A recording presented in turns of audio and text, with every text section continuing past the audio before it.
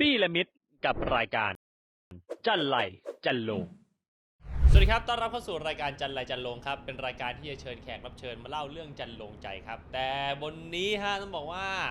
เราอยู่กับแขกรับเชิญคนหนึ่งครับที่จะใช้คำว่าจันลงใจไม่ได้หรอกครับใช้คำว่าจันไรเลยดีกว่าคนนี้ นะฮะเพราะว่าเขาเป็นเพื่อนที่เติบโตกับผมตั้งแต่วันแรกที่เข้าบ้านดูมันดีด้วยกันเลยนะครับแล้วก็เป็นคนที่น่าจะมีวุฒิภาวะดีที่สุดเพราะเขาเป็นคนที่ค่อนข้างจะแบบว่าเฮี้ยบมีระเบียบมีวินัยนะครับแล้วก็เป็นคนที่มีแพชชั่นสูงซึ่งเป็นใครไปไม่ได้ครับพี่ใหญ่ของเราเองมาร์คดูมันดีครับ สวัสดีครับสวัสดีครับผม โอ้ยวันนี้เป็นเกียรติมากนะฮะที่มารายการ ครับผมไม่มีใครบีบอะไรมึงเลยเหรอมึงแต่งชุดอะไรมาเนี่ยวะเนี่ย ฮะ มึงแต่งชุดอะไร เขา มา บอกว่า เนี่ย ใส่ชุดหล่อๆมา คุณอยากได้แบบไหนรายการวันเนี้ย วันนี้เหรอ เออ โหคุณอุตส่าห์ไปเล่นกล้ามโดดเชือกทุกวัน กระโดดคนติดตามทางโซเชียลคุณจะมาใส่เสื้อคลุมอะไรให้มันหนา จริงๆผมก็ใส่เสื้อกล้ามมา คุณก็ถอดออกตัวนอก ต อ่ะ อนเลยเหรอ ถอดเลย ชิวๆใช่ปะ ชิวๆมึงดูกูสิมึงดูกู แล้วใส่มาทำไมวะ เอ เนี่ย อ โอเค แหม เมื่อกี้คุยแบบ นี่เล โอย เคได้ ฟิลเสื้อกล้ามมาเลย โอเคนะฮะ ผมพูดเลยนะวันนี้เทปนี้นะจะใช้คำว่าจะพยายามควบคุมคำสุภาพให้ได้มากที่สุด แต่ด้วยความที่เราเป็นเพื่อนกันงั้นใช้มึงกู เดี๋ยว ผม เป็น ว่า คำ มัน มาต ดู ร มัน ฐาน ดูอันนี้มากกว่า นะ ดูแบบกันเองมากกว่า โอเค โอเคมา มาร์คเป็นยังไงบ้างช่วงนี้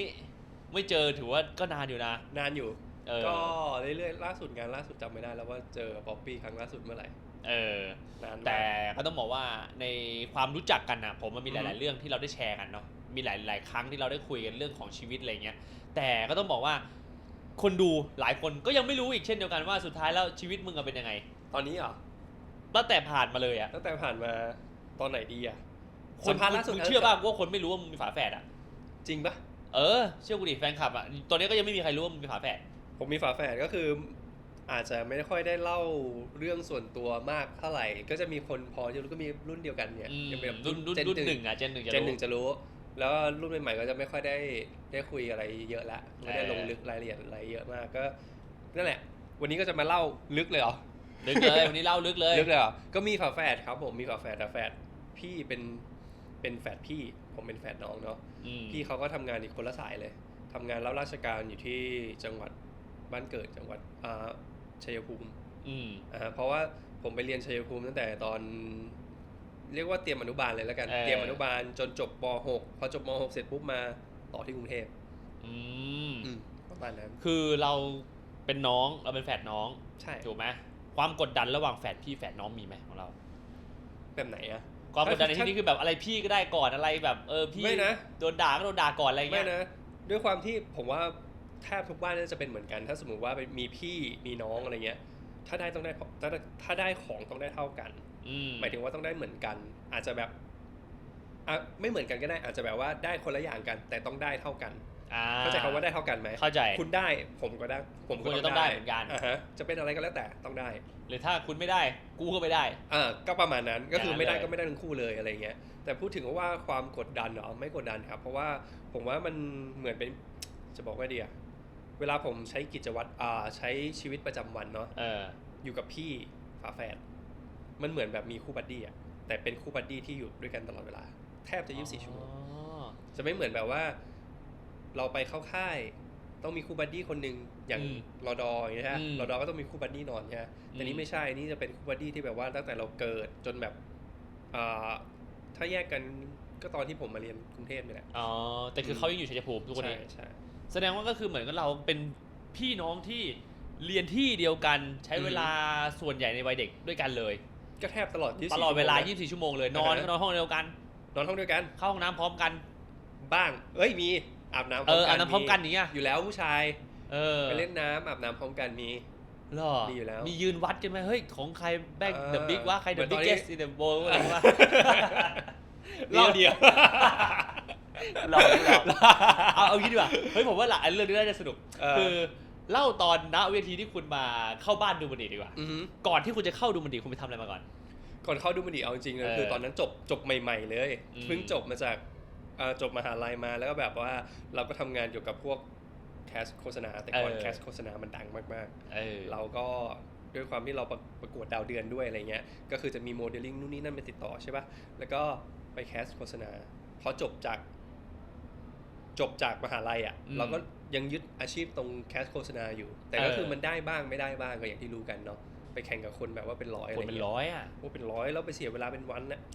แล้วได้ไม่ได้ก็ไม่รู้ใช่แต่เราก็ไม่แต่เราก็ไม่รู้ว่าจะทำงานอะไรแล้วส่วนช่วงนั้นก็จะมีเดินแบบด้วยมีเดินแบบถ่ายแบบมีงานอะไรก็รับหมดอะไรเงี้ยแล้วก็จับพัดจับผูมาเป็นสมาชิกในดูมันดิถือว่าโชคดีเป็นอะไรเป็นจุดเปลี่ยนถือว่าเป็นจุดเปลี่ยนในชีวิตถ้าสมมติว่าครั้งนั้นไม่ได้มาอยู่ในดูมันดิผมก็ไม่นึกภาพไม่ออกเหมือนกันว่ามาร์กณตอนเนี้ยจะอยู่ณจุดไหนของโลกใบนี้ตรงนี้ด้วยเนาะว่าจะอยู่ในวงการหรือเปล่าหรือว่าจะไปทำอะไรหรือเปล่าไม่รู้เหมือนกันมันก็แปลกดีแต่คิดว่าเป็นอะไรที่ดีนะมาเจอเพื่อนแบบดีๆแถวนี้อะไรเงี้ยมันเน้นดีๆเน้นดีว่าดีมันเป็นอะไรที่แบบว่าเราไม่ต้องแบบจะบอกว่าดีตอนที่เราทำกันใหม่ๆมันก็ต้องปรับตัวเพราะว่าเราไม่ได้อยู่โรงเรียนมหาลัยเดียวกันไม่ได้มาอยู่เราพี่มาจากจุฬาผมมาจากอีกที่นึงจอร์จอยู่อีกที่นึงอะไรเงี้ยคนละคณะกันก็ไม่ได้รู้จักกันแบบ 100% อ่ะก็คือเห็นหน้าผ่านๆดีกว่าผ่านตอนแคสโฆษณาก็จะเห็นแม็กบ้างเห็นอะไรบ้างอะไรเงี้ยก็มาเจอกันต้องมาปรับ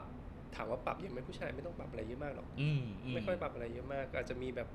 ไม่ชอบหน้ากันช่วงแรกๆปกติอยู่แล้วครับเพราะว่าเราไม่ได้มาอยู่ด้วยกันแบบตั้งแต่เกิดเนาะหล่อซะด้วยแต่ละคนมาเนี่ยหล่อจากแต่ละที่มาพูดถึงพี่น้องกันยังทะเลาะกันเลยพี่น้องกันยังแบบว่ายังเขาเรียกอะไรอ่ะกูไม่ชอบหน้ามึงอย่างเงี้ยหมั่นไส้ว่ะอยากใส่หน้าอะไรนะครับมีปกติครับปกติแต่เอาไปเอามามันก็ด้วยความผูกพันเนาะเราทำงานไปด้วยแต่ช่วงแรกๆอย่างที่บอกแหละดูมันดีมันทำงานด้วยกันแบบว่าเหมือนพี่น้องนะจะบอกว่าเหมือนพี่น้องก็แบบมึงทำกูก็ทำอะไรเงี้ยช่วยกันไม่ได้อะไรมากมายเพราะว่าตอนนั้นมันมีไม่กี่คนเองทำผมกับผมก็ต้องทำนะใช่ทำกับทุกอย่างนะคนทำผมนะบอกก่อนผมมีผมทำผมแต่งหน้าช่วงแรกผมแต่งหน้าให้วันแม่งทำกับทุกอย่างอ่ะคนเดียวต้องหลายหน้าที่อ่ะต้องหลายหน้าที่อ่ะแล้วก็แบบพวกนี้ก็มานั่งรอแต่งไอพี่ส่วนใหญ่ก็จะทำงานเกี่ยวกับอะไรช่วงนั้นทำอะไรนะเกี่ยวกับครีเอทีฟผมไปคิดคอยคิดว่าจะทำอะไรจะวันนี้จะถ่ายอะไรวันนี้จะถ่ายอะไรเงี้ยพี่อ๊อฟก็จะมีงานมาปังทำอันนี้นะช่วยคิดดิว่าจะทำอะไรกันคิดไอเดียมาตอนนั้นจะมีโฮสต์จะมีโฮสต์มึงเป็นโฮสต์กูเป็นโฮสต์สับกันอะไรเงี้ยต่อไปคือตอนนั้นเราทำแบบ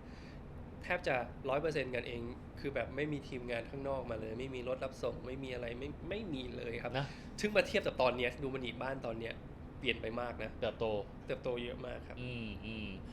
สิ่งหนึ่งที่ม้าแม่งทำได้ดีตลอด แล้วก็เสมอต้นเสมอปลายเลยคือเรื่องความตรงต่อเวลาเรื่องนี้มึงช่วยเล่าให้ฟังด้วยว่าทำไมมึงถึงเป็นคนสตริกเรื่องเวลามากเพราะว่าถามว่าอยากเท้าความก่อนนะเท้าความให้ฟังก่อนนะ สิ่งนี้ผมว่าหลายคนไม่รู้แล้วก็ไม่ใช่สิ่งที่โอเคใช่ก็ว่าแต่ก่อนเราเคยอาจจะแบบผิดพลาดทางเทคนิคแต่วันนี้เราปรับกันหมดแล้วนะใช้คำนี้นะคือสมัยก่อนเนี่ยเวลานัดบ้านที่บ้านพี่ออฟเนี่ยไปถ่ายคลิปนึงนะสมมุติเกิดนัด 10 โมงแม่งออโต้เลยเว้ย10 โมงครึ่ง11 โมงเที่ยงบ่ายนี่คือถึงนะเริ่มถ่ายบ่าย 2แม่งเป็นสเต็ปนี้เลยเว้ยทุกครั้งคืองงเหมือนกันว่าบ้านมึงก็อยู่กรุงเทพกันผมขออันนี้พูดเลยนะผมมาจากต่างจังหวัดนะผมมาจากต่างจังหวัดเพื่อจะมาถ่ายงานใช้เวลาเดินทางจากบ้านผมอะจากลพบุรีอะมาที่เนี่ยประมาณ2 ชั่วโมงนั่งรถตู้มาด้วยกูต้องมานั่งรอพวกมันอีกต้องมานั่งรอไอ้เหี้ยบ้านพวกมึงก็อยู่ใกล้ๆกรุงเทพทำไมมึงมากันช้าจังวะเราก็แบบแล้วแต่มึงเลย แต่มันก็จะมีบางสถานการณ์ที่แบบผมมาช้าก็มีไม่ใช่แบบมาตรงเวลาตลอด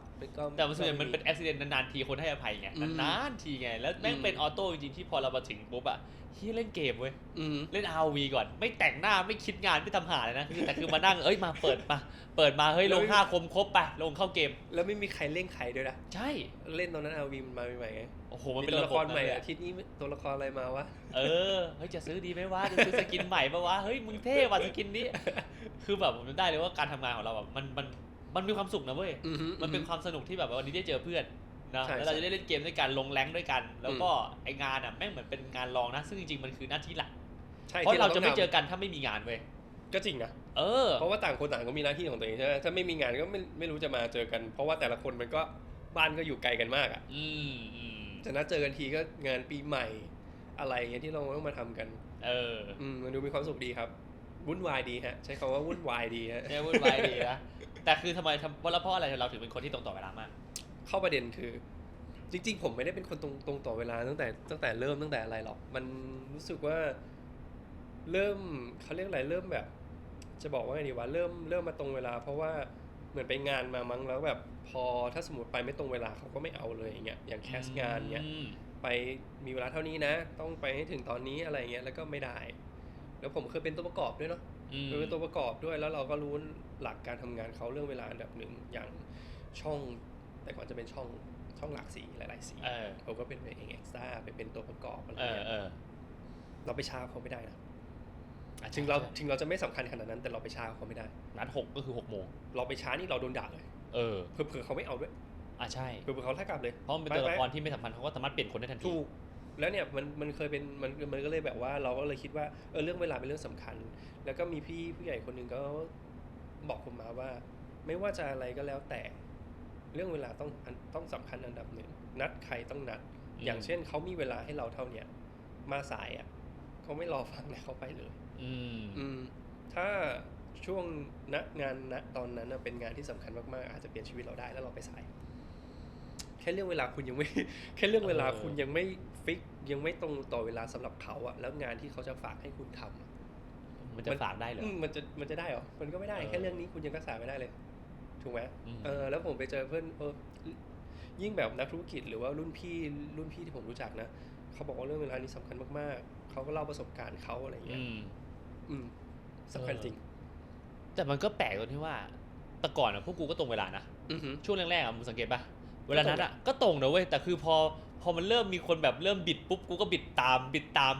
มันเป็นอะไรเละเทะไปหมดเลยมันเป็นอะไรแล้วต้องมีแบบมีคนนึงที่แบบทำไมต้องเป็นผมก็งงเหมือนกันผมต้องแบบคอยเตือนสติพวกมันว่าทำไมมึงไม่ตรงเวลาพักหลังๆเริ่มมาหักตังค์ละชั่วโมงเท่าไหร่500ถึงขั้นต้องหักตังค์ใครมาสายต้องหักตังค์แล้วจะรู้สึกผิดน้อยลงหน่อยนึงแต่ก็รู้สึกผิดไหมก็ไม่เท่าไหร่นะถ้ามีคนมาสายกว่ากูเนื่อป่ะกูไม่ใช่คนสุดท้ายไม่เพราะกูไม่ค่อยสาย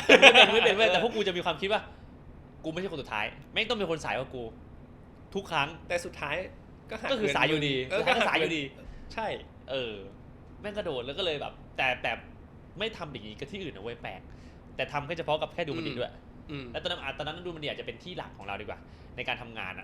ผมรู้สึกว่ามันเหมือนบ้านแล้วแต่ผมว่าพวกเราโชคดีที่เข้าบ้านดูมันดีก่อนมันขัดเกลาเราก่อนเว้ยแล้วค่อยไปสังคมข้างนอกถ้าคุณไปเจอสังคมข้างนอกคุณไม่มีปัญหาทำอย่างนี้ได้หรอกไม่มีที่ยืนอย่างนี้เราบอกให้ไม่มีคนต้องมานั่งคอยบอกว่ามึงต้องอย่างนี้นะอันนี้เราจะเตือนกันเองได้มึงไปข้างนอกโดนคนอื่นด่าแน่นอนครับใช่แน่นอนครับอันนี้ผมบอกเลยอันนี้เป็นอะไรอีกอย่างหนึ่งที่ผมว่าอยู่ดูมันดีมันสอนไม่หรอกเราสอนกันเองแล้วดูมันดีมันสอนสังคมมันสอนถามว่าดูมันดีตอนนั้นเป็นผู้ใหญ่เลยไหมก็ไม่ขนาดนั้นครับเราไม่ได้เก่งมันจะเกิดเพราะเราก็สร้างมาจากกลุ่มเล็กๆแค่ 4-5 คนแค่นั้นเองแล้วมันขัดเกลากันเองพอมันเป็นเพื่อนเตือนเพื่อนมันเลยอาจจะแบบว่าตรงๆได้ไม่ต้องอ้อมอะไรเยอะก็คือถ้ามึงทำผิดเพราะว่ามันสามารถเตือนในรูปแบบของงานมันจะมีคนบอกมันจะมีคนคอยบอกถ้าแบบนี่คืองานนะเว้ยถูกถ้าข้างนอกไม่มีคนบอกใช่เขาไม่เอาเลยต้องเขาไม่ต้องมานั่งสอนด้วยฟังไว้เรื่องรักษาเวลาเป็นเรื่องสำคัญครับผมว่าในรุ่นเจน 1แม่งผ่านอะไรมาเยอะในที่นี้คืออาจจะด้วยการใช้ชีวิตเรื่องอายุนี่ว่าพอเราเลข3ขึ้นแล้วเนี่ยมันจะมีมุมมองหลายอย่างเปลี่ยนไปแล้วก็เรื่องที่เคยเศร้ามากๆเรื่องที่แบบโหแม่งเรื่องนี้แม่งอาจจะเป็นเรื่องการโดนแคนเซิลงานไหมเรื่องอะไรก็ตามที่แบบทำให้คุณรู้สึกแย่เรื่องพ่อแม่เรื่องอะไรอย่างเงี้ยแล้วมันก็ต้องมีเรื่องที่ดีที่สุดในชีวิตเช่นเดียวกันวันนี้เลยอยากให้มาร์คมาแชร์ให้ฟังหน่อยว่าเรื่องทั้ง2เรื่องนี้มันพอมาเปรียบเทียบกันแล้วเนี่ยมันสอนอะไรคนดูได้บ้างเผื่อจะมีน้องๆคนไหนกำลังตกอยู่ในสถานการณ์เดียวกับที่มาร์คเป็นในตอนนั้นนะแล้วแก้ไขมันยังไงแล้วผ่านมายังไงด้วยความที่ผมโตมากับคุณยายเนาะก็อยู่กับคุณยายมาตั้งแต่แบบเรียนมัธยมต้นจนจบแล้วก็ออกมาอะไรเงี้ยอยู่กับแม่บ้างช่วงนึงนะฮะเรื่องที่เศร้าก็คือว่าตอนที่แม่เสียผมแบบช่วงนั้นแทบไม่ค่อยได้อยู่กับคุณแม่เลยไม่ค่อยได้โทรถามไม่ค่อยได้ด้วยความที่แบบว่าครอบครัวผมเป็นอย่างนี้ด้วยมั้งเลี้ยงแบบบุฟเฟ่อะซึ่งบอกก่อนว่าครอบครัวผมไม่ได้แบบไม่ได้เป็นฐานะที่ดีมากขนาดนั้นนะเราต้องดิ้นรนเนาะต่างคนต่างทำงานเพราะว่าช่วงเด็กๆก็เคยเล่าให้บ๊อบบี้ฟังแล้วผมเคยแบบไปเสิร์ฟอาหาร โต๊ะจีนไปทำงานนู่นนี่นั่นที่แบบต้องเลี้ยงตัวเองตั้งแต่ม.2 หาเงินใช้เองนะไม่ได้ขอทางบ้านเลยเราก็เก็บได้ส่วนหนึ่งก็ให้ทางบ้านอะไรเงี้ยและช่วงนั้นก็ด้วยความตรงเนี้ยมันบีบบ้านทุกอย่างต้องให้คุณแม่ไปทำงานเพื่อหารายได้เสริมที่แบบไม่ได้อยู่ในครอบครัวอะไรเงี้ยแล้วคุณแม่ก็เลยจะห่างจากเราแล้วเราก็อยู่คุณยายตอนนั้นก็จากราชการมาอยู่ที่บ้านเราก็อยู่คุณยายอยู่กับพี่เนี่ยแหละอยู่กับพี่ชายก็เรียนกันหางานทำกันเองด้วยความที่เป็นบุฟเฟ่อย่างเงี้ยเราก็ไม่ได้สนใจขนาดเข้าขั้นที่แบบว่าแม่ทำอะไรโทรหาแม่ทุกวันอะไรเงี้ยแม่อยากโทรมาก็โทรมาเราไม่ได้แบบอะไรขนาดนั้นด้วยความที่เป็นอย่างนี้ด้วยแหละเสียใจตรงไหนเราเสียใจตรงที่ว่าวันที่เขาเสียเราแทบไม่ได้คุยกับเขาเลยเป็นปีแทบไม่ได้คุยไม่ได้ติดต่อหลายปีมากหลายปีแล้วแบบวันนั้นผมโทรไม่ใช่พี่ชายผมโทรมาตอนกลางคืนช่วงประมาณ 03:00 บอกว่าแม่เสียแล้วนะโดยไม่มีสัญญาณมาก่อนไม่มีเราก็ไม่รู้อะไรมาก่อนเลยไม่รู้เลยแล้วที่เราก็แบบหรือเปล่าอะไรเงี้ยหรือว่าเรากำลังแบบเขาเรียกอะไรคิดเข้าข้างตัวเองอยู่ตอนนั้นไม่ใช่ละเมอตื่นขึ้นมาหรือเปล่าอะไรเงี้ยเราเพิ่งตื่นไงมันก็บอกฟังดีๆนะแม่เสียแล้วเงี้ยเราก็อึ้งไปนิดนึงเดทแอร์ไปประมาณเกือบ 2-3 นาทีอะไรเงี้ยแล้วเราก็แบบตั้งสติแล้วแบบโอเคเดี๋ยวพรุ่งนี้โทรหาใหม่อะไรเงี้ยมันเป็นอะไรที่แบบว่าก่อนหน้านี้ทำไมเราไม่คุยกับแม่ก่อนไม่อะไรเลยไม่อะไรกับคุณแม่เลยอะไรเงี้ยแล้วก็ตอนนี้มันทำอะไรไม่ได้แล้วเข้าใจว่าไม่ได้บอกลาไม่ได้คุยถ้าแม่อยู่ดีก็เสียคุณแม่ไปเลยอย่างเงี้ยครับแต่ก่อนหน้านั้นอ่ะก่อนที่คุณแม่จะเสียคุณพ่อก็เสียก่อนหน้านี้แล้วไงแต่คุณพ่อก็แบบว่ายังมีโทรหายังมีแบบเขาเรียกอะไรยังมีแบบวิดีโอคอลด้วยอะไรเงี้ยครับคุยกับคุณพ่อก่อนอะไรเงี้ยแต่คุณแม่นี่ไม่เลยคุณแม่นี่อยู่ดีก็แบบรู้ว่าแม่เสียเลยเนี่ยถามว่าวูบเลยไหมภาวะวูบมาตอนนั้นเลยคือแบบใจหายปะนั้นเลยนะพอรู้อีกทีก็คือแกไม่อยู่แล้วแล้วเราก็ช่วงนั้นเราก็ผมยังจำได้เลยผมไปทำงานกับคุณอะที่คลินิกหนึ่งจำได้เป็นพิธีกรคู่อะเสื้อชมพูอะนึกออกแล้วนั่นแหละจำได้นั่นแหละผมไปทำอันนั้นแม่ผมเสียแล้วนะผมทำงานกับคุณเสร็จปุ๊บผมต้องรีบกลับจากงานไปงานศพคุณแม่โอ้โหจิตใจมันก็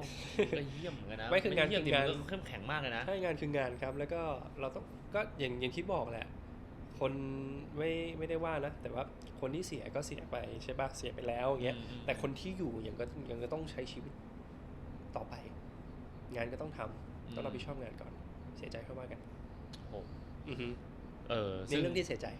ที่สุดเพราะว่าเรารู้สึกว่ายังไม่ได้ทำอะไรแค่ไม่ได้คุยถามว่าเอางี้ถามว่าคือเราอ่ะยังไม่ได้มีอะไรที่แบบประสบความสำเร็จให้เขาเห็นเลยเข้าใจว่า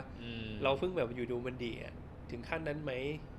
มันก็ดีกว่าปกติที่เราเป็นอยู่แล้วแหละเราเข้ามาดูมันดีเนาะอย่างที่บอกว่าเราโชคดีใช่ป่ะแต่พอระดับหนึ่งมันต้องดีกว่านี้ในหัวเรามันต้องดีกว่านี้แม่เราต้องภูมิใจกว่านี้แต่มันเสียใจตรงนี้แหละว่าเราไม่ได้แบบทำให้เขาเห็นว่าเรามาถึงขนาดนี้ได้ไงอะไรอย่างเงี้ยแต่มันก็จะเป็นช่วงเวลาที่เรากำลังโฟกัสกับการที่จะสร้างเนื้อสร้างตัวสร้างพื้นฐานการทำงานของตัวเองให้มันมั่นคงเพื่อวันนึงจะได้เอาไปบอกกับคุณพ่อคุณแม่ได้ว่ามาสำเร็จแล้วนะได้แหละแค่นะวันนั้นที่เรากำลังโฟกัสตรงนี้อยู่อ่ะเขาอาจจะไม่ได้อยู่เห็นตรงนั้นไม่มีสัญญาณบอกเลยไงมันไม่มีสัญญาณบอกเลยครับแล้วแต่มันก็ต้องผ่านไปมันต้องผ่านไปให้ได้อะไรเงี้ยก็สู้กับตัวเองนั่นแหละนิดนึงผมอยากจะบอกคนที่ทุกวันนี้ยังมีคุณพ่อคุณแม่อยู่ใช่ครับคุยกับท่านดีๆแล้วกันเรารู้ผมยังเคยเป็นที่แบบว่าเราอยู่จนชินเนาะเราจะใส่อารมณ์กับท่านยังไงก็ได้ท่านไม่เคยว่าเราเว้ยผมบอกเลยว่าผมก็เคยมีฟีลนี้แต่พอมาคิดดูดีทีเขาเป็นห่วงเราหรือเปล่าวะใช่ปะเขาถามเขาถามว่าเขาเป็นห่วงเราหรือเปล่าเขาทำข้าวให้เราเขาเป็นห่วงเราหรือเปล่าเขาแค่แบบว่าอยากให้เราอยู่ด้วยอะไรเงี้ยฉะนั้นใครที่แบบว่ายังมีพ่อแม่อยู่ยังอยู่กับท่านอยู่นะครับคุยกับท่านดีๆผมว่าแค่คุยกับท่านดีๆท่านก็ดีใจแล้วแหละไม่ต้องแบบทำอะไรที่ประสบความสำเร็จขนาดนั้นก็ได้ผมเชื่อว่าพ่อแม่ไม่ได้หวังว่าเราต้องประสบความสำเร็จขนาดนั้นแค่แบบเราเป็นลูกที่ดีเป็นคนที่ดีต่อสังคมแค่นั้นก็พอ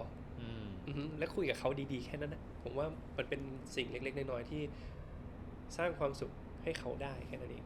เชื่อนี่พ่อแม่ยังเห็นเราเป็นเด็กน้อยๆที่แบบวันแรกยิ่งพาไปโรงเรียนอนุบาลอยู่เลยเชื่อผมเขาก็ห่วงตลอดเลยก็จริงนะเรายังคงเด็กเสมอสำหรับพ่อแม่ใช่ไม่ว่าจะอายุเท่าไหร่แล้วไม่เคยโตอ้าวมาเรื่องที่มีความสุขที่สุดในชีวิตหน่อยเรื่องที่มีความที่คุณรู้สึกว่าคุณพยายามมันสุดๆแล้ววันนี้คุณแบบคว้ามันมาได้ละคุณทำมันได้สำเร็จสักทีว่าอะไรสักทีอ่ะจริงๆมันมีหลายเรื่องมากขอยกประเด็นถ้าที่สุดในชีวิตนะตอนที่แบบว่านะที่เพิ่งผ่านมานี่เลยก็ได้ผมไปแข่งเพาะกายอย่างที่บอกผมไปแข่งเพาะกายแค่อยากลองดูอย่างเงี้ยเราแบบไม่ได้คิดว่าเราจะชนะหรืออะไรหรอกแต่แบบมันได้ทำมาแล้วแบบผมว่าแล้ว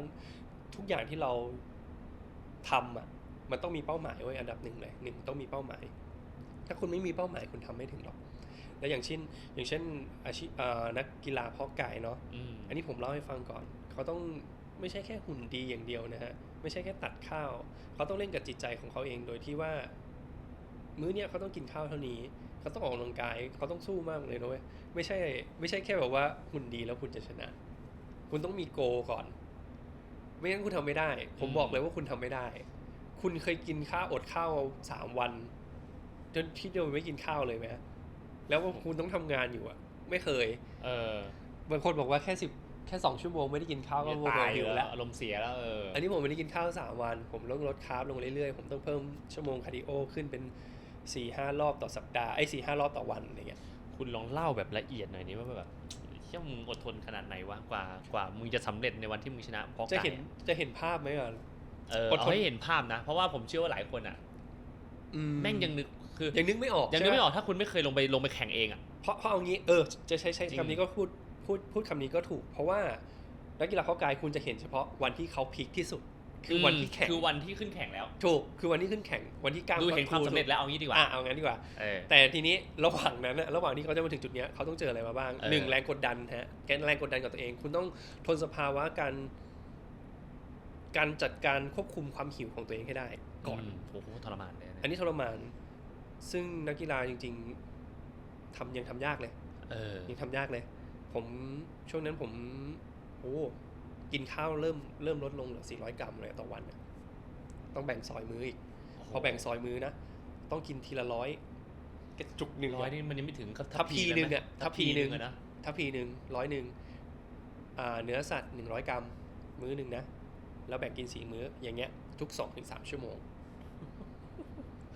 อันนี้แค่สัปดาห์แรกยังไม่ได้พีคนะยังไม่ได้เข้าในช่วงยังไม่ได้เข้าช่วงพีคช่วงพีเรียดใกล้แข่งแล้วผมทำอย่างเงี้ยไปช่วงแรกน้ำหนักลงมามากครับผมแล้วก็คาร์ดิโอเพิ่มขึ้นมันก็ลีนลงเยอะมากโค้ชผมบอกว่าคุณต้องปรับเพิ่มตรงนั้นเพิ่มตรงนี้แล้วก็ต้องไปเล่นเพิ่มตามส่วนนู่นนี่นั่นใช่ไหมแต่ชั่วโมงคาร์ดิโอเพิ่มขึ้นเรื่อยๆทั้งที่ปริมาณข้าวน้อยลงใช่วันคือผมทั้งวันแทบไม่ได้ทำอะไรเลยครับทั้งวันแทบจะแบบว่าจับเวลาคาร์ดิโอเลยจับเวลากินข้าวเท่านี้กินข้าวเสร็จปุ๊บพัก1 ชั่วโมงพัก1 ชั่วโมงเสร็จปุ๊บคาร์ดิโอ15 นาที20 นาที25 นาทีแล้วแต่สัปดาห์ไม่เท่ากันพักเสร็จปุ๊บพัก20 นาทีถึงครึ่งชั่วโมงคาร์ดิโออีกรอบนึงก่อนกินข้าวเสร็จพักชั่วโมงนึงให้ร่างกายมันย่อยเนาะแล้วก็คาร์ดิโออยู่อย่างเงี้ยวนไปวนเป็นลูปเนี่ยผมทำอย่างนั้นอยู่ประมาณ2 เดือนแต่พีคที่สุด2 สัปดาห์ก่อนแข่งก็คือช่วงนั้นก็จะเป็นช่วงที่แบบพีควีคเนาะ2 สัปดาห์นี้ผมต้องตัดคาร์บลงมาที่แบบวันละ 20% มั้งถ้าจำไม่ผิดนะสมมติ100นึงเหลือแค่80 กรัมลดมาเรื่อยๆทุกวันจนเหลือแบบวันนั้นมีวันนึงกินแค่25 กรัมคาร์บ25 กรัมแม่งกี่ช้อนวะนิดช้อนนึงน่าจะช้อนมากเลยนะแล้วก็กินที่เหลือเป็นโปรตีนแต่เราจะไม่ยุ่งกับโปรตีนเนี่ยอันนี้เป็นเกี่ยวกับโค้ชเขาแบ่งให้ผมโค้ชเขาจะดูแต่รายบุคคลจะไม่เหมือนกันนะอันนี้ถือว่าพีคแล้ว3 วัน4 วันก่อนแข่งแล้วการกินน้ำมันต้องมีการตัดน้ำตัดอะไรด้วยเนี่ยน้ำปกติคือกินอย่างนี้น้ำปกติคือกินประมาณ4-5 ลิตรต่อวัน 4-5 ลิตรขวดใหญ่นี่คือกี่ลิตร2 ลิตร 1.5 1.6 เท่ากับว่าประมาณสัก3 ขวด2 ขวด 3 ลิตร2 ขวด 3 ลิตรเอางี้ดีกว่าวันละ4ก็ประมาณ4ประมาณ3 ขวดประมาณ3 ขวดกว่า3 ขวดกว่าอย่างเงี้ย แต่ก็เราก็กินเกินไปได้แต่วันที่ผมตัดคาร์บมันจะมีวันตัดคาร์บ3 วันวันตัดคาร์บเนี่ยผมกินน้ำอยู่ที่8 ลิตรต่อวันเพื่อให้อยู่งั้นเพื่อให้มันไม่หิวเหรอเลยผมว่ามันเป็นกระบวนการร่างกายคือเราต้องการให้ร่างกายขับน้ำทำให้ร่างกายมันในวันที่ใกล้แข่งมันอยู่ในกระบวนการขับน้ำออกเพราะเรากินไปมันเยอะเกินใช่ป่ะแต่ผมบอกก่อนเลยว่า8 ลิตรผมไม่ได้กินทีเดียวหมดนะถ้ากินทีเดียวคุณตายนะอันนี้คือทั้งวันต้องจิบให้หมดภายใน1 วันอาหารต้องค่อยๆกินไม่ใช่กินทีเดียวหมด8 ลิตรคุณแบบมีสิทธิ์ที่แบบว่าช็อกเคยเห็นคนที่ช็อกเพราะว่ากินน้ำเยอะเกินมีอะไรว่าเขาเรียกว่าเลือดเข้มเริ่มจางเกลือแร่มันหายเกลือแร่มันฉี่ออกมันหายแล้วมันภาวะแบบน้ำล้นก็มีอะไรประมาณนั้นแหละที่แบบเป็นข่าวกันนั่นก็ต้องกินน้ำ8 ลิตรวันที่ตัดคาร์บเนี่ยตัดคาร์บวันที่ตัดคาร์บผมจำได้เลยวันนั้นผมมีงานอยู่ในช่วง3 วันเนี้ยที่ผมตัดคาร์บความทรมานที่สุดเลยทรมานคือผมไม่มีแรงแม้คือผมเต้นเก่งมากใช่ป่ะแล้ววันนั้นผมต้องถ่ายคลิป TikTok มั้งท่าง่ายๆเลยเพลงปะถือคิดว่าท่าง่ายนะง่ายอ่ะผมไม่มีแรงเต้นอ่ะผมไม่มีแรงคิดด้วยเว้ยสมองมันจะไม่ทำงานมันจะแบงค์มากเลยเพราะว่ามันไม่มีคาร์บมันไม่มีไกลโคเจนไม่มีพลังงานคือเต้นแบบง่อยๆแบบอะไรวะแค่นี้กูไม่มีแรงอ่ะมันไม่มีสมองจะไปจำอะไรด้วยจำไม่ได้ด้วยแค่แบบประคองตัวเองให้ยืนเฉยๆหายใจอย่างยากเลยตอนนั้นนะแล้วผมไปงานเกี่ยวกับประเทศความสัมพันธ์ไทยจีนหรืออะไรสักอย่างเกี่ยวกับหนังหรืออะไรนี่แหละจำไม่ได้ซีรีส์จีนต้องเดินพรมแดงโอ้โหคนเยอะมากเป็นลมผมบอกไงรู้ป่ะผมบอกAR ผมบอกว่าผมเดินเสร็จผมขอกลับเลยนะผมไม่ไปนั่งต่อนะไม่ไหวเพราะว่าอันนี้เป็นพีควิคผมแล้วผมต้องกลับไปทำภารกิจผมไม่เสร็จผมต้องไปดื่มน้ำให้ครบให้ตามแผนด้วยดื่มน้ำให้ครบกินโปรตีนให้ครบอะไรเงี้ยเพราะว่ามันใกล้แข่งแล้วไงก็กลับมาเลยโอ้แทบเป็นลมจำได้เลยว่าขึ้นรถตู้ไปพี่คนขับรถตู้บอกว่าอะไรรู้ป่ะน้องวันนี้ดูไม่มีแรงเลยนะไม่ใช่ดูกูไม่มีแรงเลยผมบอกผมไม่มีแรงพี่ในน้ำมีน้ำอัดลมแบบ 0% ไหมพี่อะไรเงี้ยเขาบอกว่าอยู่ในนั้นหยิบกินได้เลยครับผมขอกินหน่อยแบบไม่ไหวอ่ะต้องจิบอ่ะไม่งั้นไม่มีแรงอันนั้นคือพีคแล้วก็ค่อยกลับมากินแล้วก็ไปแข่งแล้วณวันที่ไปแข่งล่ะณวันที่ไปแข่งมันมีอะไรที่แบบว่าเราไม่เคยเจอเหมือนกันก็คือว่าคนอื่นเขามากดดันเราไหมแบบมาอวดโชว์ไหมแมงกล้ามมีคิดแม่เนิบแบบมีอยู่แล้วมันจะมีในสายตาที่คุณก็รู้เวลาไปเจออย่างเงี้ยสิงสารสัตว์มันเยอะผมจะบอกว่าแทบทุกวงการไม่ว่าจะเป็นกีฬาหรือว่าอะไรก็แล้วแต่พอเวลาคุณไปถ้าคุณเป็นคู่แข่งเขานะเขาจะมองคุณแบบว่าได้แค่นี้หรือว่าอะไรเข้าใจว่ากดหน่อยแต่ประเด็นคือว่าผมเป็นรุ่นที่มันไม่ได้ต้องการใหญ่มากไงมันเป็นรุ่นที่แบบยีนโมเดลเน้นใส่ยีนแล้วสวยอะไรเงี้ยมันก็จะแห้งๆหน่อยแต่แบบมันต้องชัดประเด็นคือมันต้องชัดวันนั้นก็คือไม่กินน้ำเลยตัด2 วันไม่กินน้ำเลยเฮ้ยจนแข่งเสร็จ2 วันไม่จิบเลยเหรอเขาบอกว่าจริงๆเขาบอกว่าคือโค้ชบอกว่ากินได้หิวกินได้จิบได้เราด้วยความที่แม่งกวนบวมไงไม่รู้ไงตอนนั้นยังไม่รู้อะไรเลยโค้ชบอกให้ทำอะไรผมทำเพราะว่าข้อมูลมันก็มีแค่แบบชุดเดิมที่เราไม่ได้อยู่ก็ไม่กินน้ำเลยโอ้โห2 วันเหรอ2 วันจิบไหมจิบนิดเดียวน้อยแค่ให้คอไม่แห้งใช่แค่ให้คอไม่แห้งมันมีทิกที่แบบว่าโค้ชบอกว่าถ้ากาแฟไม่นับเป็นน้ำเฮ้ยแล้วคุณกินกาแฟแทนเหรอกินกาแฟแทนอันนี้กระบวนการผมบอกก่อนนะกระบวนการร่างกายแปลกมากนะครับคุณเคยได้ยินไหมว่ากินน้ำผลไม้ไม่ได้เทียบเท่าว่าเป็นเราดื่มน้ำเพราะร่างกายมันจะรับรู้ว่าน้ำผลไม้คือผลไม้ไม่ใช่น้ำอันนี้ความรู้นะฮะอันนี้ผมเพิ่งเคยได้ยินมาอันนี้ผมไม่เคยรู้ใช่คุณต่อให้คุณนี้ตายเลยมันก็ยังรับรู้ว่าเป็นอาหารมันเป็นอาหารไม่ใช่น้ำคือแยกต่างหากน้ำคือน้ำแก้วใสๆแหละน้ำคือน้ำต่างหากอะไรเงี้ยนั่นแหละมันก็เป็นทิกกี้ก็คือผมถ้าอยากจิบน้ำก็กินกาแฟเอาแล้วกันโค้ชบอกว่ากาแฟไม่นับกูจะซัดเลยตาไม่เหลือกินทั้งวันเลยคาเฟอีนทั้งวันเลยปะเนี่ยตุ๊บเราเลือกไม่ได้แล้วไงมันบวกกับความที่คุณแบบตัดอาหารหลายสิ่งมันคอนโทรลทุกอย่างแล้วพอกินกาแฟมันยิ่งกระตุ้นให้หัวใจคุณเต้นแรงขึ้นอีกดิแต่ตอนนั้นผมไม่นะตอนนั้นผมแบบขอให้กูมีแรงก่อนก็พอนะผมว่าผมมีแรงเท่ากาแฟช่วยได้เยอะช่วยได้เยอะแล้วทีนี้ก่อนขึ้นเวทีผมก็จิบ sparking wine เพิ่มความสดชื่นในร่างกายเพราะตอนนั้นเราต้องการความสดชื่นเพราะว่าบนเวทีคุณไม่มีแรงแน่นอนมันต้องมีอะไรที่แบบสดชื่นอ่ะเป็น sparking wine ก็จะเป็นพวกยี่ห้อนึงใช่ป่ะที่มันจะซ่าๆหน่อยอ่ะซ่าๆแล้วแบบมีแอลกอฮอล์ด้วยขึ้นไปช่วยได้เยอะไม่ใช่ง่ายนะมันทำให้ fresh แล้วคุณไม่มีแรงอย่างนั้นนะครับคุณขึ้นไปบนเวทีไม่ใช่คุณไปเดินเฉยๆนะคุณต้องไปเฟกกล้ามให้เขาดูอ่ะและช่วงที่เบ่งกล้ามอ่ะใช้แรงเยอะชิบหายใช้แรงเยอะมากคุณลองทำดูดิคุณลองแค่ยืนแค่นี้แล้วคุณลองเก่งกล้ามทิ้งไว้ประมาณสักนาทีครึ่งอ่ะเมื่อยแล้วนะเว้ยแล้วคุณต้องไปเบ่งกล้ามแข่งกับคนที่แบบบนเวทีอ่ะคุณต้องไปเบ่งแบบทุกคนยืนอย่างเงี้ยคุณเหนื่อยนะแล้วต้องแบบรู้ว่ามุมตัวเองเฟกท้องยังไงให้แบบกล้ามมันขึ้นแบบเป็นออฟบิกคือแบบเป็นซี่เหงือกฉลามอ่ะต้องทำยังไงต้องทำให้กล้ามท้องมันเป็นลูกยังต้องไปเรียนรู้กับตัวเองอีกส่องหน้ากระจกอีกยากครับรายละเอียดเยอะก่อนวันเทปใช่คุณไม่ได้แบบว่ามีหุ่นดีต่อให้คุณหุ่นดีคุณขึ้นไปคุณโพสไม่เก่งคุณตายใช่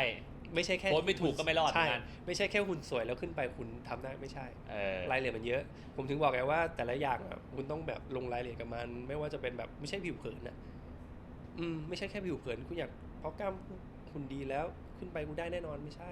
แต่คนจะมาตรงนี้ได้นี่คุณจากที่ฟังคุณจับใจความได้เยอะมากนะตั้งใจแม่งสำคัญมากผมถึงบอกเลยว่าสำคัญชิบหายเลยเป้าหมายสำคัญสุดเป้าหมายตั้งโกไว้ก่อนเลยถ้าคุณไม่มีโกคุณไปไม่ถึงจุดนี้ไม่ได้ใช่คุณท้อตั้งแต่วันที่คุณอดข้าวแล้วใช่เชื่อผมปะใช่ผมอยากกินมากเลยนะผมอยากกินพิซซ่าผมอยากกินโดนัทผมอยากกินทุกอย่างของหวานน่ะแต่ผมทำไม่ได้เพราะอะไรผมมีโกวันนั้นไงมันเห็นแล้วมันต้องตัดใจให้ได้เนาะใช่ผมมีโกวันนั้นที่ผมต้องทำไงดีนะผมว่านี่ดีมากเลยนะเพราะว่าผมว่าหลายคนแฟนรายการหลายคนคุณไม่จำเป็นต้องทำแบบพี่มาร์คไม่ต้องทำขนาดนี้เอาแค่ว่าเริ่มต้นใครที่ยังไม่เคยลองเริ่มต้นดูส่วนใครที่คุณทำได้เป็นแบบมีระเบียบมีวินัยอยู่แล้วคุณก็ทำต่อไปเพราะว่าผมเชื่อว่าเรื่องที่คุณมาร์คเล่าอ่ะมันจะเป็นแรงบันดาลใจให้กับใครหลายคนที่ว่าเฮ้ยเรามีโกเราตั้งใจอ่ะถ้าคุณอยากวันนึงอยากจะหุ่นดีหรืออยากจะทำแค่เพื่อให้สุขภาพดีก็ได้อ่ะแค่นั้นก็เป็นโกแล้วนะใช่นี่ก็สำคัญแล้วแต่ประเด็นคือเรื่องสำคัญอีกอย่างนึงคุณมีโกแล้วคุณต้องลงมือทำไม่ใช่คุณผมไปเจอข้อความหนึ่งมามีคนส่งให้ผมอ่านเขาเขียนอยู่ประโยคนึงผมแบบแทบจะแบบเฮ้ยจริงว่ะเขาเขียนมาบอกว่าถ้าคุณคิดจะทำอะไรอ่ะให้คุณนับ1 ถึง 5แล้วคุณลงมือทำเลยแล้วคุณจะได้ทำไม่งั้นคุณก็แบบเดี๋ยว1 นาทีทำเปลี่ยนไป5 นาทีวันนึงลืมไม่ได้ทำแล้วคุณลองเอาไปปรับใช้ดูอันนี้ใช้ได้เยอะใช้กับผมได้เยอะผมเพิ่งได้ข้อคิดใหม่มาเหมือนกันเป็นอะไรที่ดีมากลองปรับใช้ดูครับแล้วถ้ามีคนบอกคุณเอาแค่เหลือแค่3 วิพอได้ไหมได้จริงๆอ่ะเขาจะให้คุณอยากให้คิดปุ๊บแล้วไปเลยคิดปุ๊บแล้วไปเลยประเด็นหลักๆเลยคือคุณคิดอะไรคุณทำเลยเนี่ยมันก็เป็นจุดปูทางมาอีกอย่างนึงจนแบบผมแบบเริ่มตกตะกอนแล้วว่าเฮ้ยหรือเราจะมาทางนี้ว่าเราอยากลงที่ลึกกว่านี้เรายังงงอยู่เลยว่าทำไมต้องกินแอลกอฮอล์แล้วมันทำไมต้องขับน้ำทำไมกระบวนการร่างกายเป็นอย่างนี้ผมเลยตัดสินใจแบบผมแอบไปเรียนเทรนเนอร์มาเป็นเกี่ยวกับว่าใช่เป็นโรงเรียนเพิ่มเลยเกี่ยวกับ personal trainer ซึ่งเป็นหลักสูตรที่แบบมีจบอยู่3 ใบตอนนี้ผมจบแล้วผมรับอีกถือว่าเป็นเทรนเนอร์เต็มตัวแล้วนะถ้าถือว่าถ้าผมไปทำงานสายเทรนเนอร์ผมทำได้เลยเพราะผมมีใบเซอร์ละใช่ผมมีใบเซอร์ละซึ่งจบเลยใบเซอร์ที่นี้คุณสามารถวางแผนได้ตั้งแต่ตอนออกกำลังกายการกินระบบการนอนระบบการดื่มน้ำได้หมดเลยก่อนหน้านั้นอีกยิ่งกว่านั้นอีกต้องประเมินลูกเทรนว่าคนเนี้ยทำอะไรได้บ้างก่อนเลยเขาไม่ใช่ประจำตัวไหมเขามีถูกบทข่าวอยู่แล้วหรือเปล่าจะได้ไม่ซ้ำตรงจุดนั้นถูกไหมถูกครับอย่างนี้เลยซึ่งทุกวันนี้คุณเรียนจบละคุณสามารถเทรนได้เต็มที่แล้วคุณรับสอนด้วยทุกวันนี้รับสอนครับติดต่อได้ทางไหนคุณมาร์คIG เลยก็ได้ครับเดี๋ยวขึ้นให้นะชื่อ IG ผมนะแล้วเดี๋ยวทักผมมาแล้วผมส่งให้คุณมาร์คหักก็หัวหยอกขึ้น IG คุณมาร์คแล้วเนี่ยเพื่อนมันจะเป็นอย่างนี้แต่ว่าทักคุณมาร์คเข้าไปนะ direct ไปเลยนะแล้วมีสมมติสาวๆเขามาขอเทรนกับคุณได้ไหมแบบสมมติแบบมีคุณผู้หญิงคุณไม่ใช่คุณเทรนให้เขาเฉพาะผู้ชายหรือเปล่าได้หมดครับได้หมดคุณจะเป็น LGBTQ จะเป็นแฟนคลับคุณจะเป็นใครถ้าคุณมีจิตใจหรือมีความตั้งใจอยากจะหุ่นดีหรืออยากจะมีแบบอยากจะใช้ชุดสวยๆไปทะเลอย่างนี้หรืออยากให้คุณมีแพชชั่นติดต่อมาร์คได้ ช่วยได้ครับผมช่วยได้แต่ก็ขึ้นอยู่กับคุณนะผมจะไม่บอกว่าคือคุณเทรนกับใครก็ได้มันอยู่ที่ตัวคุณครับว่าคุณจะทำหรือเปล่าอย่างที่บอกแหละจริงๆคุณมาร์คคุณก็เหมือนไม้คุณก็เหมือนไม้พายเรือเหมือนกันนะเป้าหมายที่นี้คือถ้าวันหนึ่งคุณแบบมีโกที่อยากจะข้ามฝั่งไปอีกฝั่งหนึ่งเนี่ยคุณต้องขึ้นเรือก่อนถูกไหมส่วนคุณเนี่ยก็เป็นเหมือนเรือแล้วก็เป็นเหมือนไม้พายที่คุณต้องออกแรงเองคุณแค่เป็นเหมือนอุปกรณ์แนะนำหรือพาให้คุณไปถึงฝั่งอีกฝั่งได้คอยช่วยเขาได้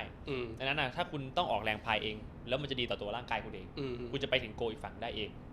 คุณก็เป็นเหมือนคนที่คอยช่วยเหลือเขาให้เขาไปถึงความฝันนั่นเองเนาะคุณมาร์คฝากอะไรถึงแฟนๆหน่อยฝากอะไรถึงแฟนก็ช่วงนี้ที่หายไปอย่างที่บอกนะไปซุ่มเรียนมาไม่ได้บอกแทบไม่ได้บอกใครเลยที่รู้ก็จะมีไม่กี่คนที่รู้ว่าผมไปเรียนผมยังไม่รู้เลยเนี่ยเพิ่งมารู้เนี่ยเพิ่งรู้ใช่ไหมล่ะเนี่ยแทบไม่บอกใครเลยก็ไม่อยากจะบอกนี่แหละแล้วก็ฝากถึงน้องๆนะฮะทำอะไรครับมันต้องมีเป้าหมายแล้วคุณแค่หน้าที่เดียวของคุณเลยคือใส่ให้สุดอย่างผมเป็นคนหนึ่งที่แบบว่าผมทำอะไรผมใส่สุดแล้วโฟกัสได้อย่างเดียวด้วยนะดีนะผมเป็นคนที่โฟกัสได้อย่างเดียวทำให้เต็มที่ครับเป้าหมายอยู่ข้างหน้าผลลัพธ์ออกมาในรูปแบบไหนก็แล้วแต่อย่างน้อยคุณได้ลงมือทำแค่นั้นเลยแล้วคุณจะไม่เสียดายคุณได้ลงมือทำเสร็จปุ๊บคุณจะไม่มานั่งเสียดายในอนาคตว่าเฮ้ยรู้งี้ตอนนั้นไปทำอย่างนี้ดีกว่านะตอนนั้นไปทำอย่างนี้ดีกว่านะตอนนี้แก่แล้วทำไม่ได้อะไรไม่คุณจะไม่เสียดายตรงนั้นครับสุดยอดครับมาร์คซ่า007ครับเอาทิ้งเนี่ยไปมาร์คซ่า007แล้วมึงคนพูดเองมึงเอาเองมาร์คซ่า007เลยแล้วประเด็นคือไอ้เนี่ยมันคือเคยเป็นชื่อเกมชื่อช่างมันเถอะเมลมึงชื่อเมลมาร์คเอาฉายาเลยว่ามาร์คซ่า007เพื่อนโอ้โหมึงเอาจริงจริงเชื่อกูนั่นแหละครับประมาณนี้โอเคมาร์คดูมันดีครับเดี๋ยวขอบคุณมากเพื่อนรักสุดยอดขอให้มึงมีลูกเทรนเยอะๆนะตอนนี้ก็เทรนน้องๆอยู่ในบ้านใช่ปะเทรนน้องๆอยู่ในบ้าน